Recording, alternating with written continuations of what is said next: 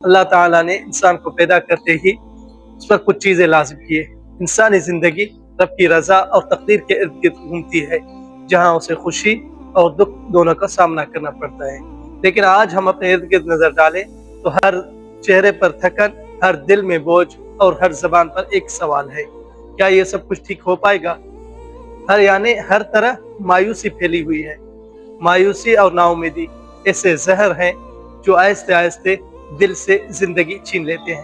لیکن یاد رکھو، اللہ تعالیٰ نے صاف الفاظ میں فرمایا لا تقنطوا من رحمت اللہ، اور دوسری جگہ اللہ تعالیٰ نے فرمایا ان رحمتی وسعت کل شیء، میری رحمت ہر چیز سے بلند اور بالا تر ہے۔ اب سمجھنے کی بات یہ ہے، جب نعمت ملے تو خوشی کے ساتھ رب کا شکر ادا کرنا لازم ہے، اور ایسے ہی اگر کوئی مصیبت آ جائے تو اس میں غم کے ساتھ صبر اور رجوع الی اللہ کرنا چاہیے، اور یہ یقین رکھنا چاہیے کہ ہمیشہ اندھیرا روشنی سے ٹوٹ جاتا ہے، کیونکہ رب کا وعدہ ہے مشکل کے ساتھ آسانی ہے۔